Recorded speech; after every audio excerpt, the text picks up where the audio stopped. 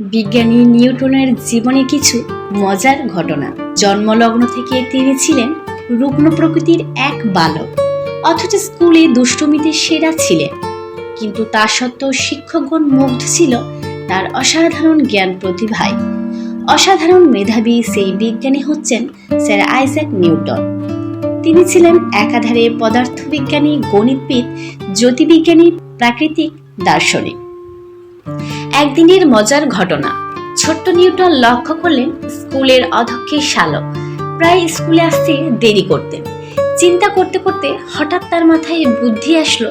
সেই মুহূর্তে নিউটন বলে উঠলেন, স্যার, আপনার জন্য একটা ঘড়ি তৈরি করে দিচ্ছি, যা দিয়ে ঠিক সময়ে স্কুল আসতে পারবেন।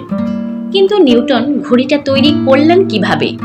তিনি যে ঘড়িটা তৈরি করলেন, সে ঘড়ির উপরে থাকতো পানির পাত্র। প্রতিটি নির্দিষ্ট ফোঁটা ফোঁটা পানি ঘড়ির কাঁটার উপরে পড়ত। এর ফলে ঘড়ির কাঁটা আপন গতিতে এগিয়ে চলত সামনের দিকে। এভাবেই সময় গণনা করা হতো। এক রাতের ঘটনা। নিউটন বন্ধুকে সে রাতে দাওয়াত করেছিলেন, অথচ তিনি একদম ভুলেই গিয়েছিলেন। গণিতের এক জটিল সমস্যা সমাধানে তিনি গভীর মগ্নতায় ডুবেছিলেন। বন্ধুটি যথাসময়ে এসে তা লক্ষ্য করলেন, ফলে চুপচাপ বসে রইলেন তার অপেক্ষায়। বেশ কিছুক্ষণ পর খাবার এলো, শুধু একজনের খাবার। বন্ধুটি মনে করলেন তার জন্যই এই খাবার আনা হয়েছে। বন্ধুটি নিউটনকে বিরক্ত না করে চুপচাপ খাবার খেয়ে ফেললেন। এর কিছুক্ষণ পর গণিতের সমাধান শেষ করে বন্ধুর দিকে তাকিয়ে তো রীতিমতো অবাক তিনি। এবার তার খেয়াল হলেন বন্ধুকে দাওয়াত করার কথা ভুলেই গিয়েছিলেন। খাবারবিহীন প্লেটের দিকে নজর পড়তেই বন্ধুকে বললেন, ভাগ্যিস তুমি এসেছো, নইলে তো বুঝতেই পারতাম না যে আমি এখনো খাইনি। এই ছিল আত্মভোলা নিউটনের মজার কাণ্ড। বিজ্ঞানী ও সাধকগণ কখনো কখনো এমন আত্মমগ্নতায় বিভোর হন যেন সবকিছুই ভুলে যান সেই সাধনার মুহূর্তে।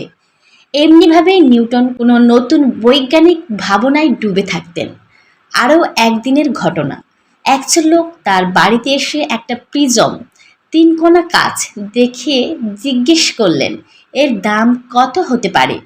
সে ব্যক্তি নিউটনের কাছে এই প্রিজমটি বিক্রির জন্য এসেছিল।